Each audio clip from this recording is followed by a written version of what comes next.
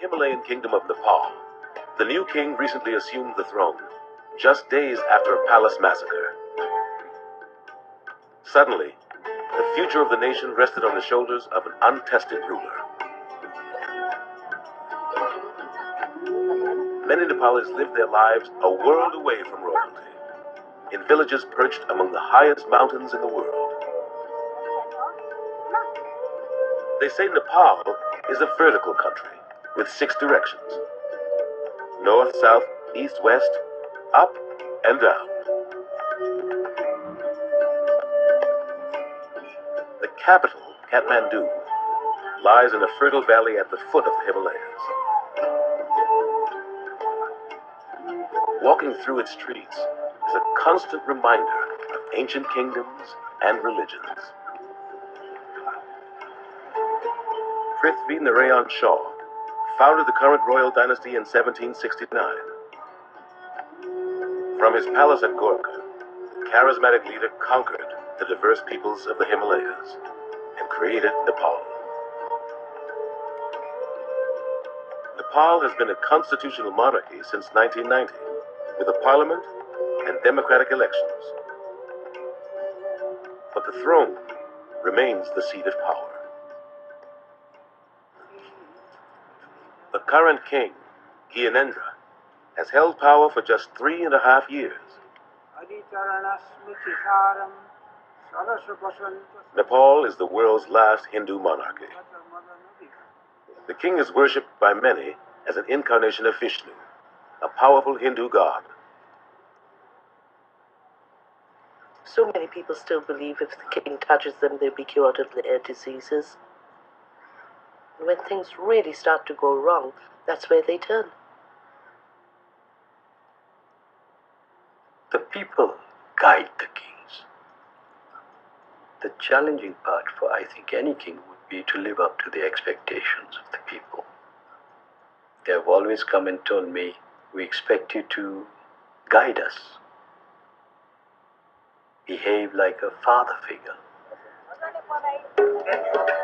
The palace gates will open for a long-awaited celebration.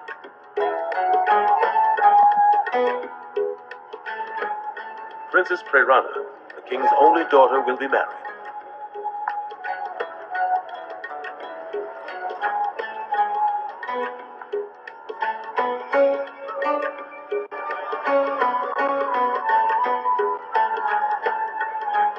The groom is Raj Bahadur Singh, a wealthy commoner who studied computer science at UCLA.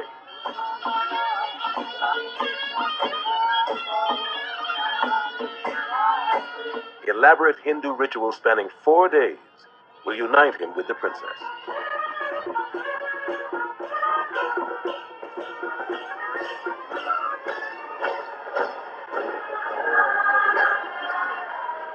My daughter, she's chosen her beau, she's chosen a groom. I think the entire nation joined in wishing her the best in her married life. Despite the joyous mood, Nepal and the royal family are just emerging from a cloud of tragedy. For many wedding guests, just being in the palace is a sad reminder of the day the royal family turned against itself. June 1st, 2001. It is the reign of the previous king, and the royal family is socializing at one of their regular gatherings.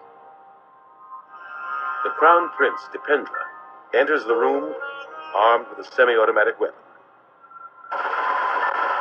I saw the first 2 bullets strike the king, and a lot of people say he fired into the ceiling. He didn't. He first shot at the king. Crown Prince Dipendra was fueled up with drugs and reportedly distraught over his parents' objection to the girl of his choice. He shot at just about everybody. So, I knew I'd be one of them. And when I did get shot, I don't think I realized I had, except I got shot in my left arm, and that was right in front of me. And that's when I looked down and I saw my shoulder. It was totally shattered, and He shot his father, mother, sister, brother, and nearly a dozen others. At the end of his rampage, he shot himself. Within a few hours, the king was pronounced dead, along with 8 other members of the royal family. Crown Prince Dipendra, the man who shot them all, lay in a coma. Its royal family almost destroyed, Nepal now faced the greatest crisis in its modern history.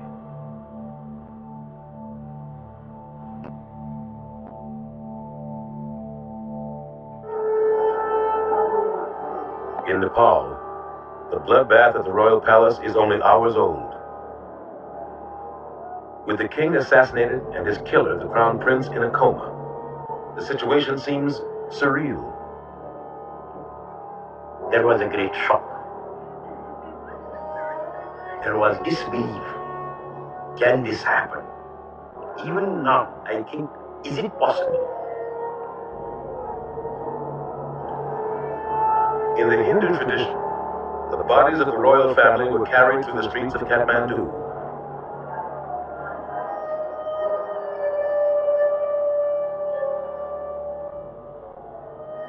As his family members were cremated, the palace was planning to follow the rules of succession.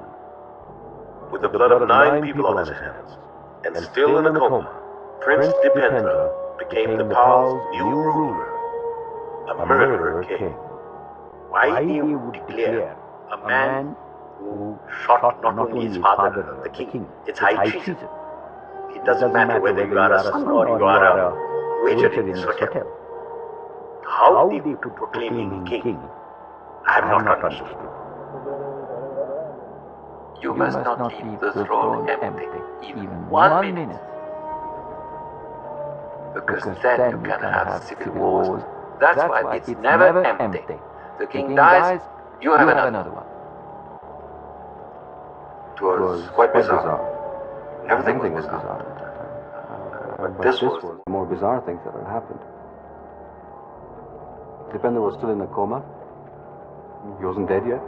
So until he was dead, he'd be king. So we had this strange situation where we had 3 kings in 4 days. Dipendra died within 36 hours. Next in line for the throne was his uncle Gyanendra, who was crowned in a hasty ceremony. A prominent businessman who enjoys writing poetry, Gyanendra ascended the throne in a haze of national tragedy. I think that period was very traumatic for the nation itself. For me personally, I lost many dear, revered members of my family.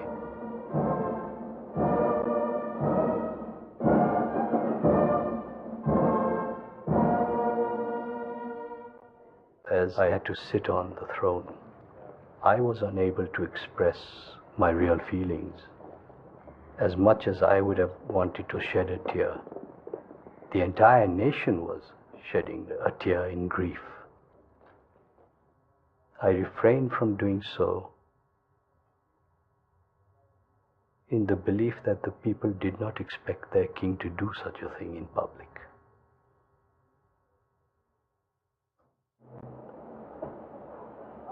Throughout history, men and women have ascended the throne unexpectedly, often on a tide of violence. Now it was Gyanendra's turn. He faced an immediate crisis. Some Nepalis even thought he had played a part in the murders. With rumors flying, violence broke out.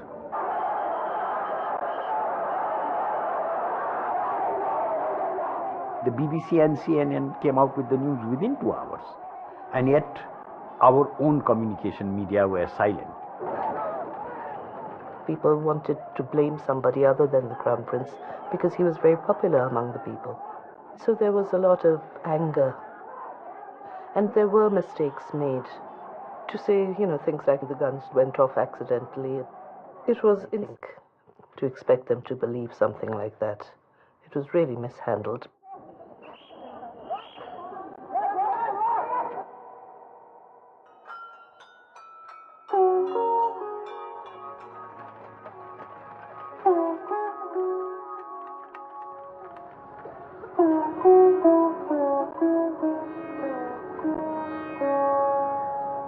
last 3 years, Nepalis have been struggling to come to terms with the massacre.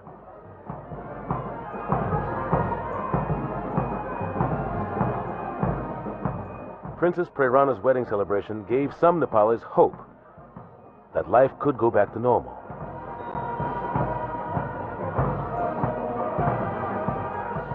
I think this was the first occasion where there was joy.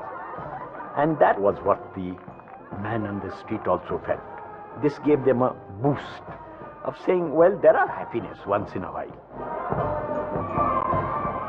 Like all royal weddings, this one was a welcome distraction for the country and its king.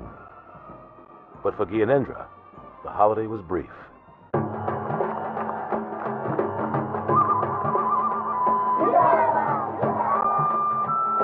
Since 1996, a Maoist-inspired guerrilla movement has infiltrated most of rural Nepal. The rebels are fighting to abolish the monarchy and create a communist state.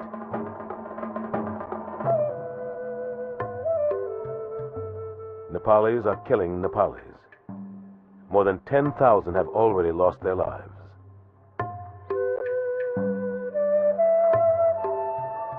Nepal is one of the poorest countries in the world's poorest region. It's a very, very hard life. And what the insurgency did was made that hard life much harder. Mobility was closed. People weren't able to take their produce to market. Then there was the fighting itself. Rural Nepal has always suffered this neglect and apathy of Kathmandu, the capital. Gyanendra had inherited a country battling a fierce insurgency. Convinced that the elected officials were failing to deal with the Maoists, the king took action. He dismissed both the prime minister and the parliament and took executive power. In a sense, a lot of people were quite impressed that someone finally in Nepal took responsibility for his actions. The political parties are no power at all.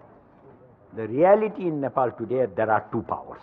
One is the king with the security apparatus, the other with the Maoist with their guerrilla force.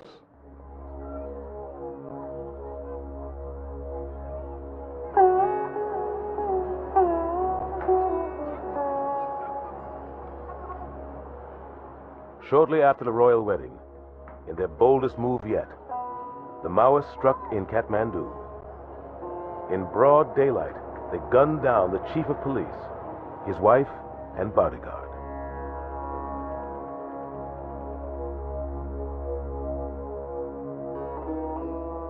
So far, in the last 7 years, the insurgency, as far as Kathmandu was concerned, could have been happening on another planet. And I think the assassination of such a high-level security force official, as well as his wife, it brought the war home. That day was tremendously depressing.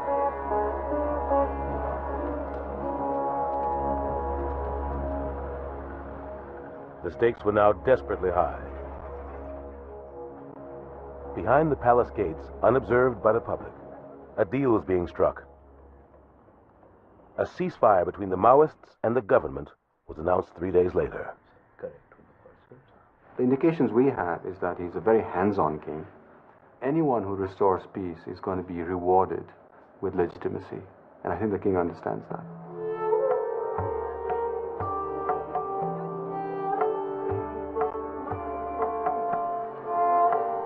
For far too long, the entire nation has suffered. People have suffered. At the end of every tunnel, there is light. But you never see the light until you walk into the tunnel. You have to move into the darkness to see light. Despite the poetic wishes of the king, the ceasefire and King Gyanendra's problems have only escalated. The King of Nepal is clearly at a crossroads. The best thing he could do was to become a more symbolic presence, which might be just as important. We owe it to the Nepalis who have lost their lives that we take this as a lesson and set things right. For the monarchy to survive, it has to make sure that elections are held soon, that there is a legitimate elected civilian government here. It is true that Nepal could probably do without a monarchy, but since it's something that we have already, it's a tradition, it's a symbol of our national unity, it's already there, why not use it?